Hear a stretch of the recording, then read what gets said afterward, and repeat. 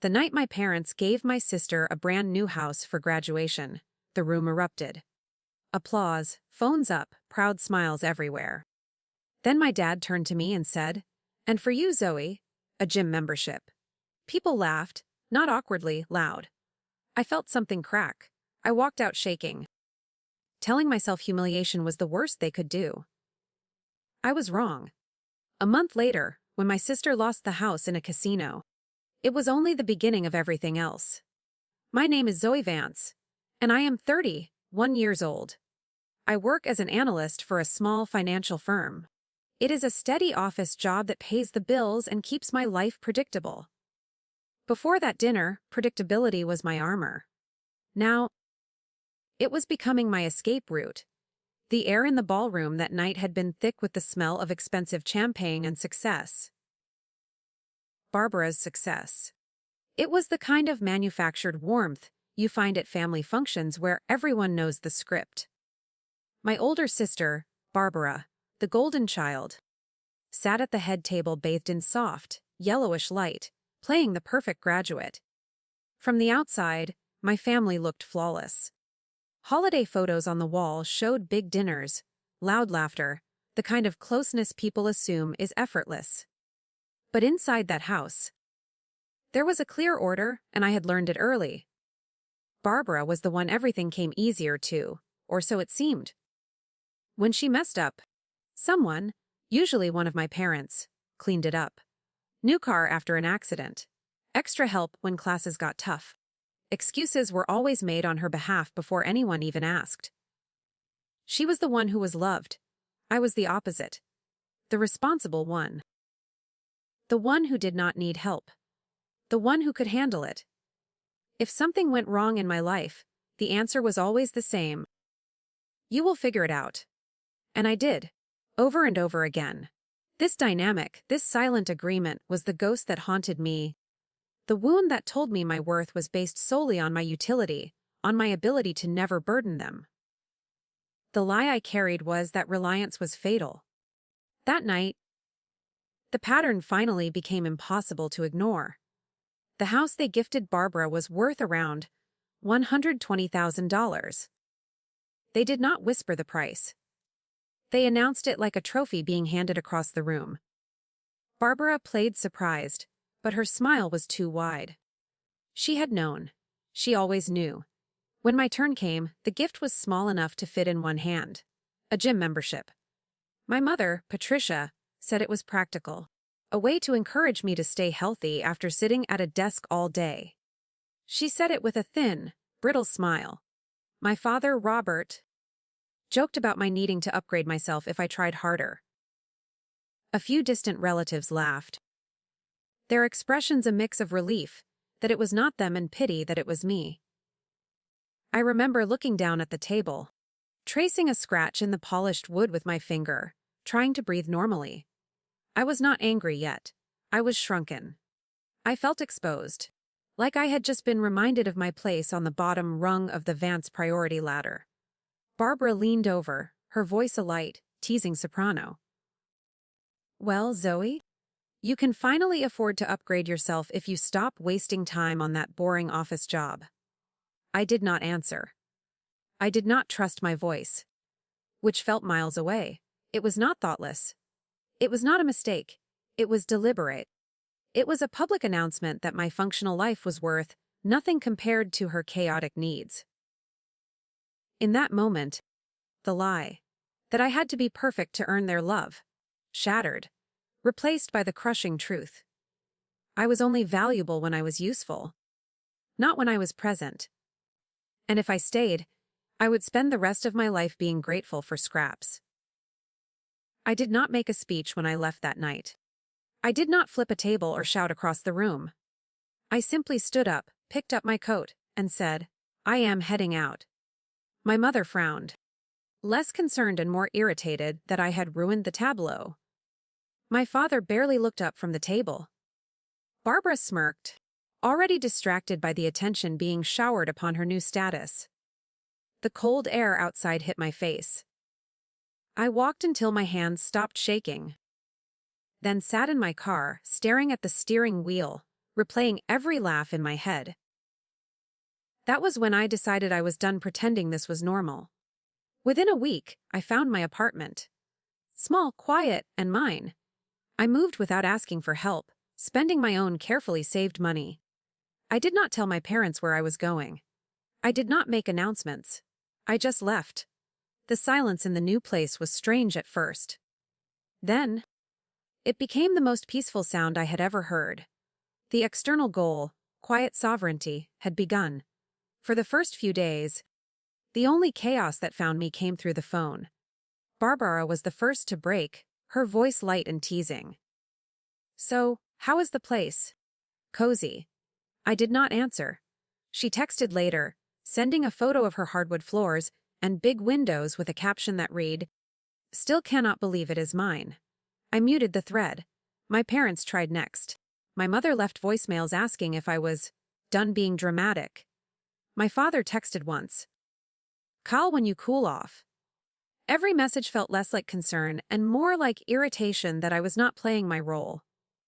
A month passed. I bought a cheap plant for the window and watched it grow. It felt like proof that something in my life was finally moving forward instead of sideways. I was free. Then late one evening, my phone rang. Barbara's name lit up the screen. I almost ignored it, but something in my gut, trained for years to anticipate disaster, told me to answer. She was crying. Real panic. Between gasps, she told me she had gone to a casino. She lost the house. The sound of Barbara's panicked, gasping breaths over the phone was the first thing that truly broke the serenity of my new apartment. I had achieved a fragile peace, a quiet sovereignty, but the ringing of that call was the sound of the old world, reaching across the divide. I was sitting on the edge of my simple, clean bed. The cheap plant I had bought for the window, casting a meager shadow in the fading city light. "I can't believe it," she choked out, her voice thick and wet. "I thought I could double it. Just a little. A trip with friends." I kept betting. I didn't stop. I lost the house. I did not interrupt.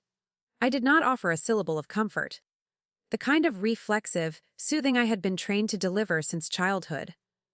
I simply listened, my spine rigid. The silence on my end was louder than her crying. When she finally finished, there was a long, terrible pause, stretching across the 30 miles that separated my quiet world from their chaotic one. "Mom and Dad?" she finally whispered. "They are absolutely freaking out." Of course they were. The loss of the house was not a financial disaster for them. It was a devastating failure of image. Their grand gesture of generosity, the trophy they had publicly awarded their golden child, was gone. The pattern was already visible.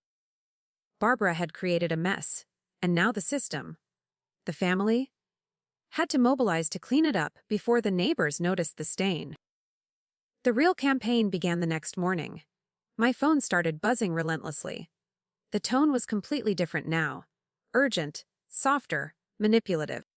Gone were the irritable messages demanding I cool off.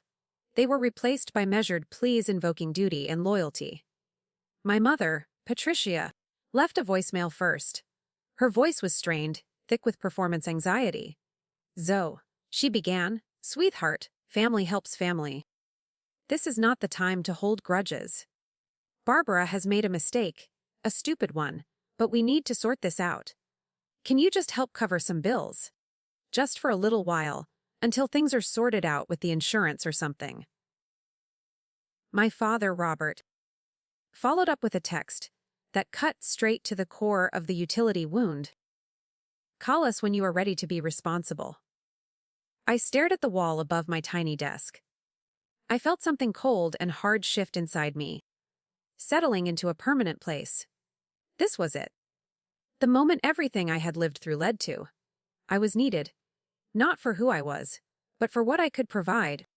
A temporary financial solution, a patch for their broken image. My value had spiked, not because I had returned to them, but because I had something they suddenly required. The internal battle was brief. I knew whatever I chose next would change everything. I didn't answer them right away. I needed time to think, not about the money, which was a small part of the problem, but about the pattern. A month earlier, I was dramatic, an inconvenience who could be dismissed. Now, I was indispensable. I spent the next 2 days working through the numbers in my head. I had a decent salary, but my savings were hard-won, intended for stability, not rescue missions. I kept replaying my father's words at the dinner. She will figure it out. That was the rule for me. I realized that my refusal was not punishment, it was merely adherence to the rule they had set. I was allowing Barbara to figure it out. 2 days later, Barbara showed up at my apartment. I hadn't given her the address. That alone should have warned me about the lengths they would go to find me. I saw her shadow through the peephole before I opened the door. She stood in the hallway, under the harsh fluorescent light, looking smaller and much less polished than I remembered. Her confidence, the golden aura she carried, was replaced with desperation that made her edges dull. Her expensive clothes were wrinkled, her eyes red, rimmed and exhausted. "I just need somewhere to crash," she whispered, her voice unsteady. "Just for a night. Mom and Dad are yelling. I can't be there." I stepped aside, letting her into the small living room. I didn't offer food. I didn't offer a hug. I held the silent, detached space that I had meticulously created.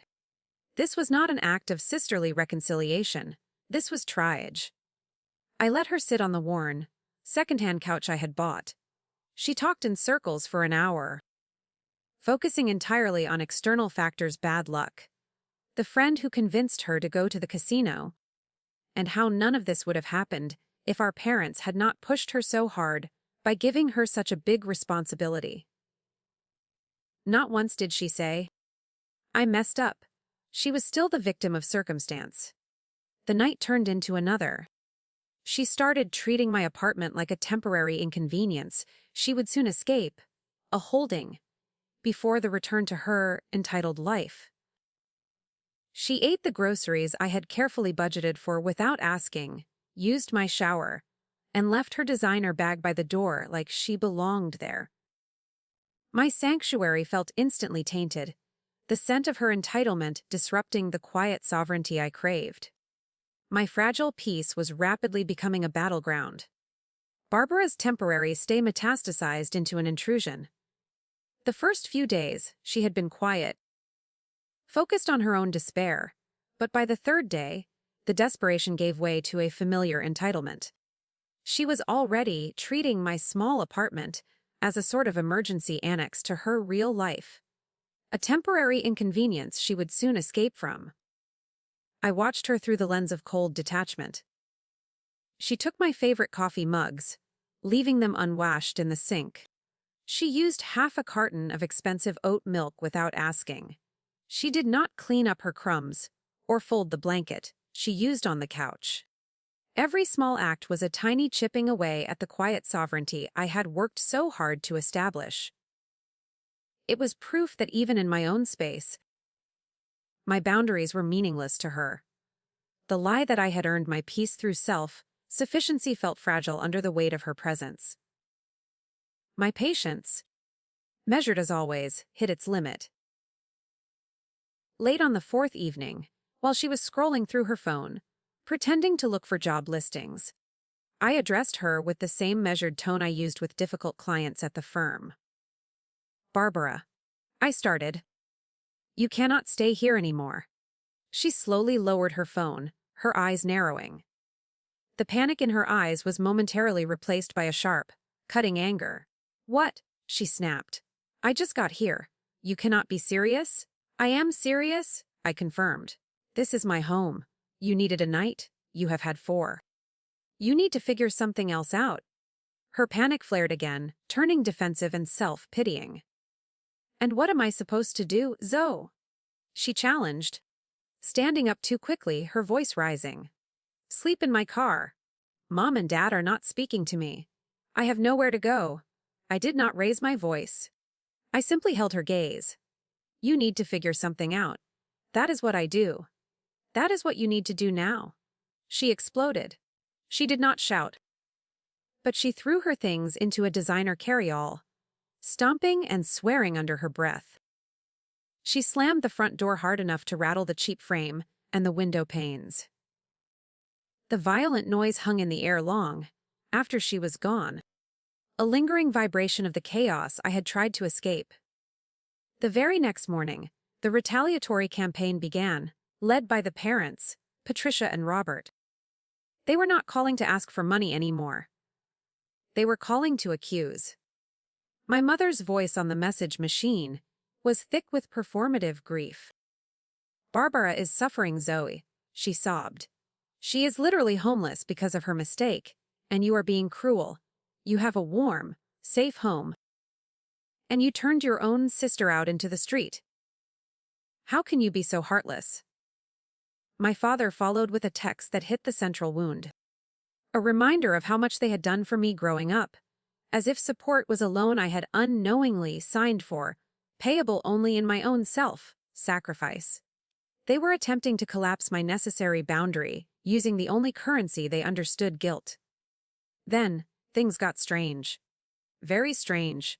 I am meticulous. I live a boring life on purpose.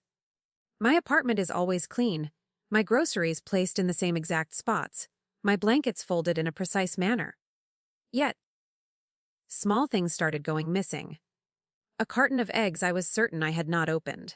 A travel blanket I knew I had folded tightly was now draped loosely over the back of the chair. At first, I blamed myself. Stress messes with memory. I decided I was just miscalculating my budget, or that my tired mind was playing tricks. But the confusion turned to suspicion one Thursday evening. I noticed the window in my small laundry nook, a narrow, high window I never opened, was not fully locked. The latch was slightly ajar.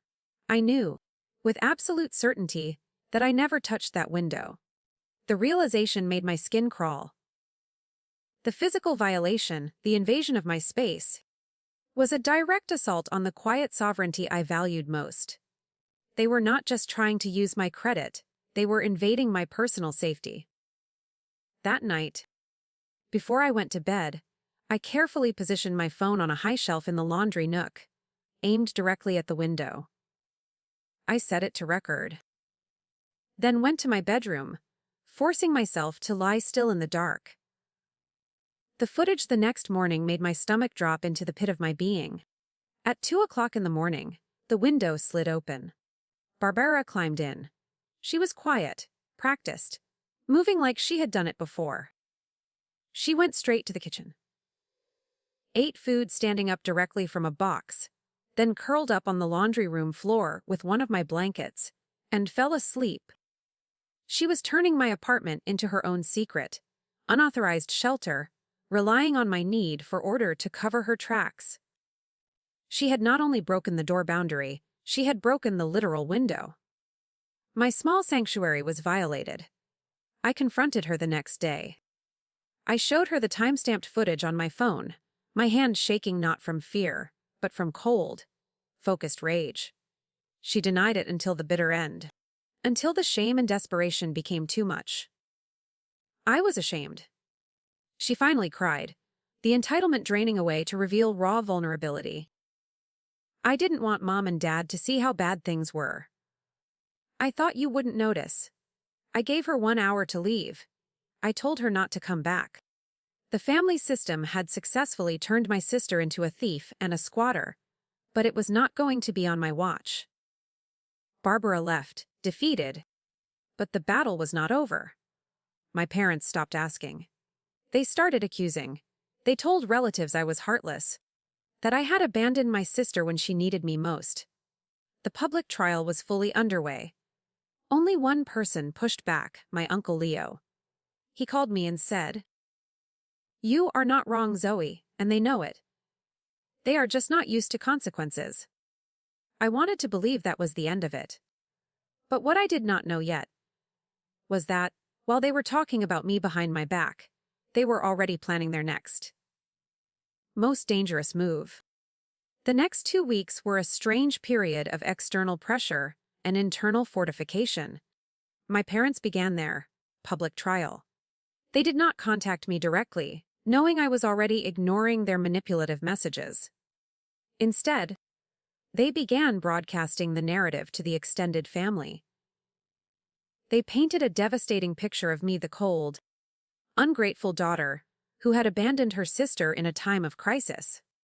They framed Barbara's illegal break in as an act of pathetic desperation, and my necessary boundary as an act of calculated cruelty. My phone, quiet for weeks, began to buzz with calls and texts from aunts and cousins I had not spoken to in years. The messages were rarely aggressive, often masked as concern. "Your mother is heartbroken, Zoe.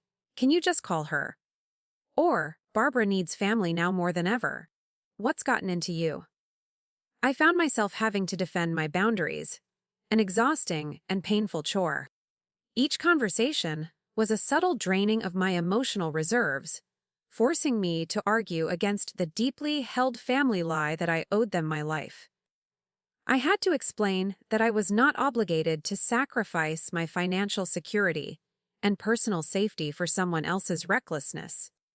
Even stating those basic facts felt revolutionary, a violation of the old, unwritten rules. The hardest part was the pervasive sense of isolation. I was alone, fighting not one person, but the collective judgment of the entire network. This isolation, however, was broken by a single, important phone call. It was my Uncle Leo, my mother's younger brother. He was the family outlier, a man who had chosen a quiet life in the Pacific Northwest decades ago. He called me directly, bypassing the usual guilt-laced preamble. "I heard the noise, Zoe," he said simply. "It's reaching us even up here." I felt my throat tighten, suddenly overwhelmed by the external pressure. "They are calling me heartless, Uncle Leo. They are acting like I put her on the street." He paused, then delivered the truth I desperately needed to hear. "You are not wrong, Zoe, and deep down, they know it. They are just not used to consequences. Barbara has never had to face a consequence in her life, and Patricia and Robert are used to being the ones who control the narrative. When you walk away, you take their control. That is why they are angry."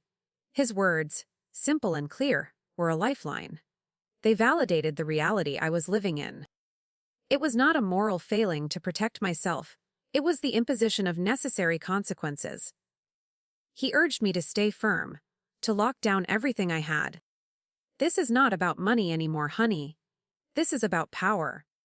They will try to get it back." I took his advice to heart. The next few days were spent buying new, heavier locks for my apartment door and changing every peripheral password I had. I told myself the conflict was contained. The public trial was awful, but at least the threat was only emotional now. I was finally enforcing my boundaries. I was fighting the lie, and I was winning my quiet sovereignty back. I focused on my predictable life again, trying to use the routine of my work to soothe the agitation of the familial war. The phone calls eventually slowed as the relatives grew tired of the drama and returned to their own lives, leaving the Vance parents frustrated and isolated in their anger. I wanted to believe that was the end of it. The parents had tried manipulation, and Barbara had tried invasion. Both had failed. I was safe. I was functional. I was independent. I thought I had weathered the storm.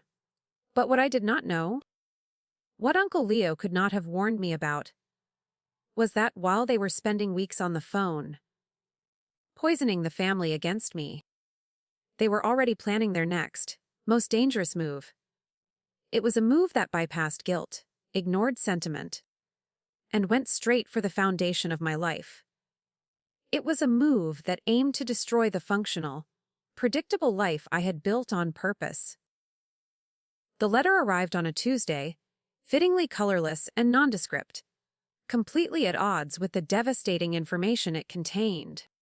I opened it standing at my kitchen counter, the strong, black coffee I had brewed suddenly tasting like dust. The paper inside was not a familial note or another guilt trip. It was a formal delinquency notice. It said I owed money, not a small amount. It was a sum large enough to make my chest tighten, enough to threaten everything I had meticulously built. The letter listed payments that were past due and warned that further legal action would follow if the balance was not immediately addressed. I read it 3 times, convinced there had been some kind of administrative mix-up. I hadn't taken out any loans. I paid my bills on time. I kept my life boring on purpose to prevent exactly this kind of unexpected crisis. Then I saw the address on the paperwork, my parents' house. My hands started to shake, a physical betrayal of the cold, controlled exterior I maintained. The shock rapidly transformed into a cold, terrifying comprehension. This wasn't an accident. This was an attack. I spent the rest of the day making calls. I used my analyst training, asking careful, clinical questions, writing down names and dates and account numbers. I spoke to bank representatives, loan officers, and collection agents. By the time the sun went down, casting long, bruised shadows across my apartment floor, I understood exactly what had happened. Someone had used my identity, my social security number, and my clean credit history to open a substantial line of credit or unsecured loan. The money had gone straight into covering Barbara's mess, not just the casino debt, but probably months of subsequent high-interest bills, rent on a cheap apartment they had secretly paid for, and other liabilities they didn't want the bank or their neighbors to know about. They hadn't asked me. They hadn't warned me. They had simply decided for me that my future was the cheapest and most expendable asset they possessed. The reliance is fatal, was brutally affirmed, but my unique utility, my value as a resource to be spent, was cemented in a devastating, tangible way. They saw me not as a daughter, but as a financial tool. The thought of involving the authorities, of labeling my own parents and sister as criminals, should have made me hesitate. Instead, it brought a kind of terrifying clarity. They had stepped over the line that separated family disagreement from serious violation, and by doing so, they had given me permission to treat them the same way they had treated me as an adversary, without sentiment. I drove to my parents' house that night. I didn't call ahead. I didn't need to. I pulled my sensible, 5-year-old sedan up the familiar drive, the car engine ticking as it cooled. I walked up the porch steps, the sound of my sensible work heels echoing on the concrete, feeling like I was entering a place that no longer belonged to me. My mother, Patricia, opened the door and froze when she saw the look on my face. It was the same look of pure, cold resolve I reserved for the most hostile negotiators in the boardroom. "Zoe," she said too quickly, her voice laced with immediate guilt and fear. "You should have called." I walked past her into the brightly lit living room. The room was aggressively tidy, preserving the image of domestic perfection. My father, Robert, was sitting on the couch, watching the evening news, trying to project a sense of normalcy. Barbara stood near the window, her arms crossed, her jaw tight and defiant, her eyes already wary. I didn't speak.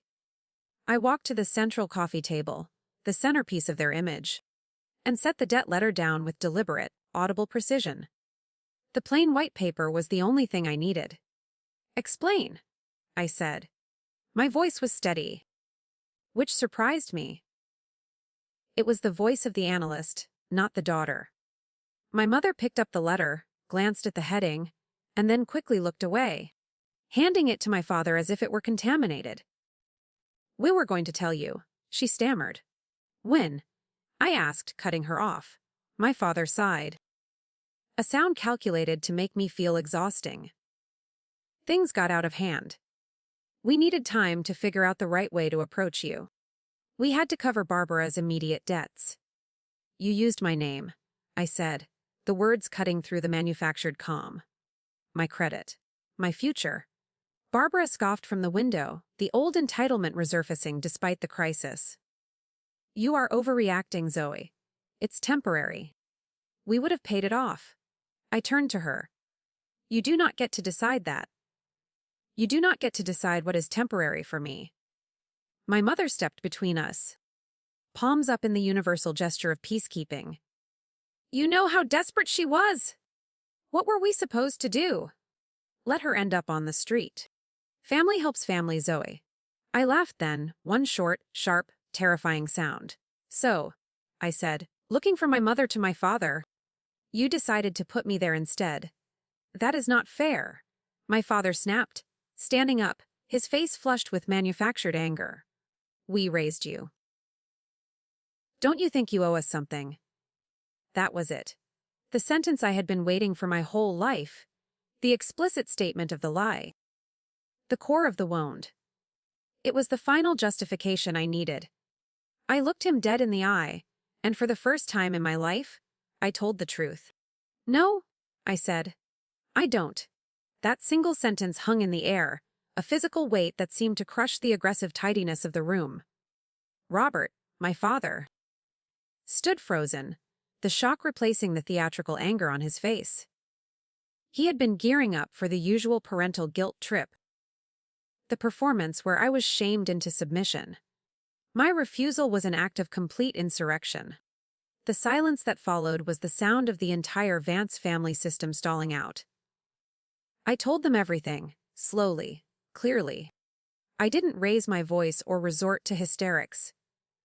I used the language of the analyst, the language they pretended to respect. I explained what this debt, tied to my name, would do to my credit score. I detailed how it would affect my ability to rent a new apartment, to move, to obtain any future financing, to essentially live the functional, predictable life they had always demanded I maintain. I told them this wasn't a family disagreement about loyalty or a matter of hurt feelings. This was a serious financial crime, a violation that attacked the very foundations of my quiet sovereignty. Patricia, my mother, started crying. Real tears this time. Not the performative sobs she had used on the answering machine. We didn't think you would find out so fast, she wailed, collapsing onto the arm of the couch. The line was damning. They hadn't been planning to confess, only to conceal. Barbara, ever defiant, rolled her eyes from her position near the window. You always make everything about you, Zoe. It's a loan. We would have fixed it. I turned back to my parents, ignoring Barbara completely. You decided to put me on the line, I stated, making sure the point landed. You threw away my safety net so that she could avoid facing the consequences of losing hers. My father regained his composure, his voice hardening with the desperate rage of a person losing control. We did it to protect our family? No, I countered, shaking my head slightly. You did it to protect your image, and you used me as collateral. This was the climax of the lie and the wound.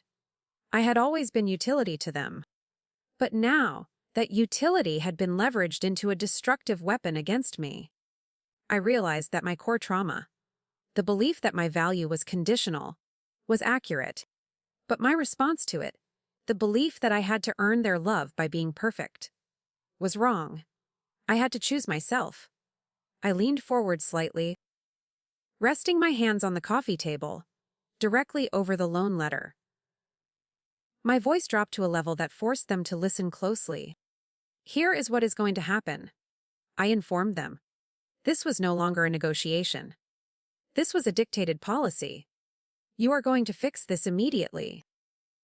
You are going to handle the payments, pay the balance in full, and close anything opened in my name. I want written confirmation from the lender within 48 hours that my debt has been cleared and my file flagged as fraud. My mother whimpered quietly. My father watched me, his face twisting into something ugly and resistant. If I hear from them again, I continued, my voice measured and final.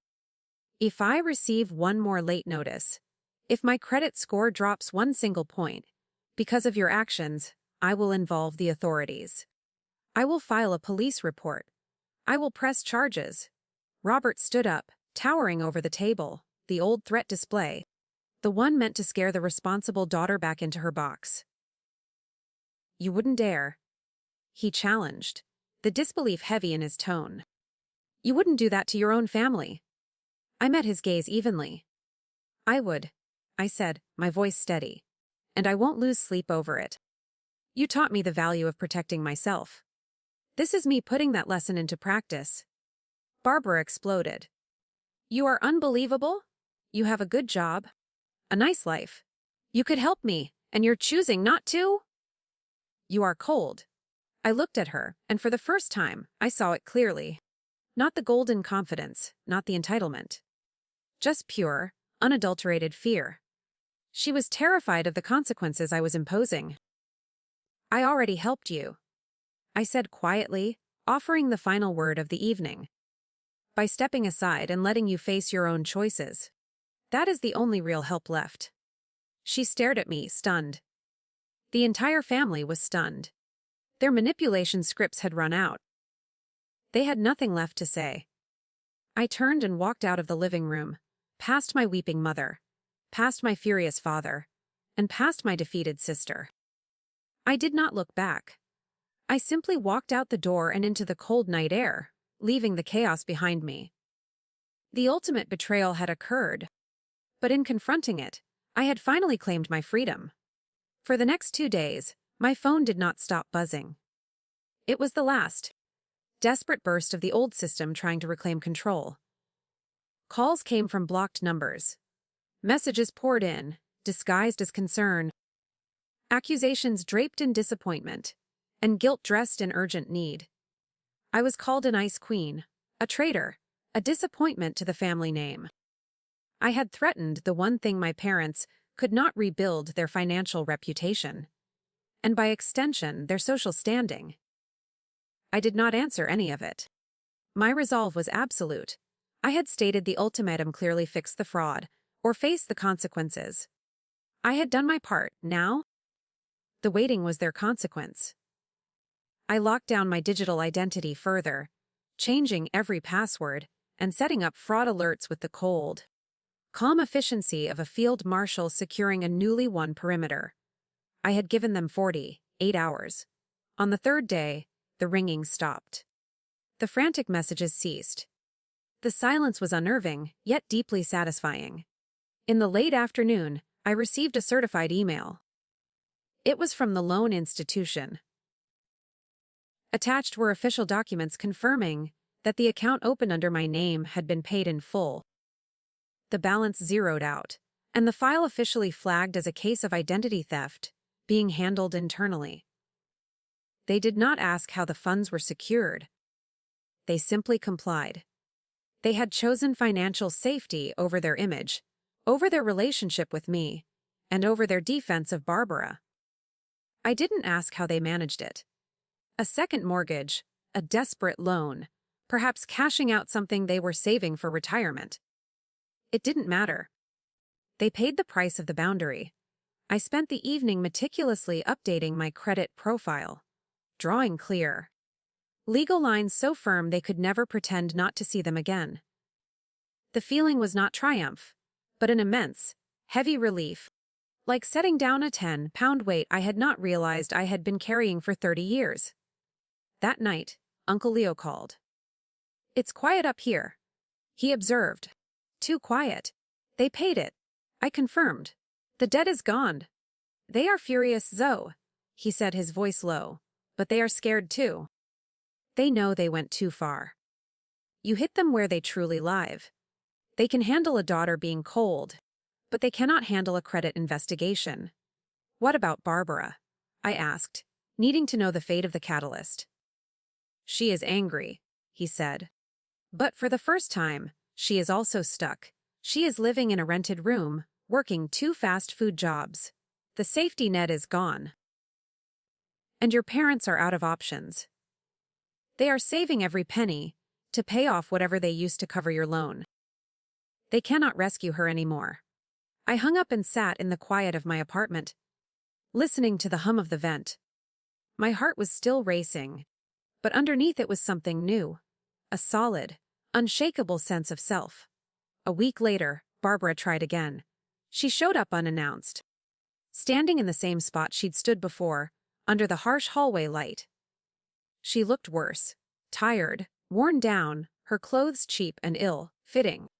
The golden child was tarnished. "I just need to talk. Zoe?" she pleaded, her voice rough. I held the door ajar, blocking the entrance with my body. "Say it. They won't help me anymore," she whispered, her voice laced with disbelief. "Mom and Dad. They said I need to figure it out. They told me they have nothing left." I almost felt sorry for her. Almost.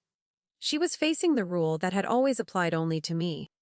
"I can't do this alone," she said, her desperation naked. "I can't keep working 2 jobs. I can't live like this." I held the door steady. "You should have thought about that before," she snapped, the entitlement sparking one last time. "You think you are better than me."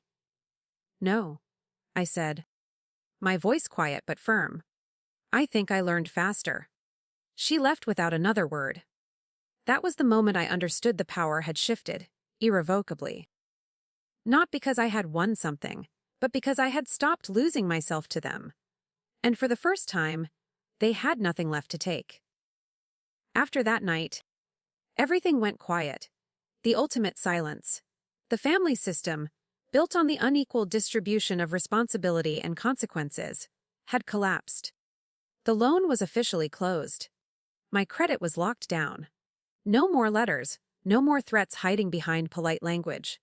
I changed my routines, updated my accounts, and made sure no one could touch my life without my explicit consent again. Barbara stopped showing up. From what I heard through Uncle Leo, she did move into a tiny apartment and picked up extra shifts to keep up with her bills. No house, no safety net. Just consequences. The very fate my parents had been willing to commit fraud to avoid. My parents still complained about her, still worried about their image. But something had fundamentally shifted. They were not rescuing her anymore. Not because they had grown wiser, but because they were financially out of options, still reeling from the cost of cleaning up my loan. As for me, I focused forward. The anger faded, replaced by a quiet, deep focus. My work felt sharper, less like an escape and more like a tool. Within 6 months, I secured a promotion at work. Nothing flashy, just more responsibility, a higher salary and better prospects. It was validation that my own self-sufficiency, the core trait they had exploited, was actually a source of strength, not a burden. The Lee was finally extinguished. A few months later, I moved into a better apartment. More light, more space, more quiet. The new building felt solid, secure, the antithesis of the chaotic house I had fled. I bought a second plant for the window, placing it beside the first one, and watched both of them thrive in the clean, orderly sunlight. They were proof of what grows when you nurture it correctly, without neglect or undue expectations. My parents tried reaching out one last time, testing the waters with small, careful messages, a text about a weather forecast, an email about a distant relative's birthday. I read them, recognized the attempts at reconciliation without accountability, and simply did not respond. Silence felt healthier than any conversation we had ever had. I wasn't waiting for apologies or closure. I didn't need to prove anything to them anymore. Walking away hadn't ruined my family, as they had warned me it would. It had saved me. I learned that love without limits is not love, it is permission to be used. Walking away didn't make me heartless. It made me free. I had been forced to choose between being the family's responsible asset, forever chained to their chaos, or becoming my own sovereign self, accountable only to the life I built. I chose the latter, and in the bright, clean quiet of my new apartment, I finally understood the truth. My value was not measured by my usefulness to them, but by my commitment to myself. If you have ever had to protect yourself from the people who should have protected you, you are not alone. You have every right to draw the line.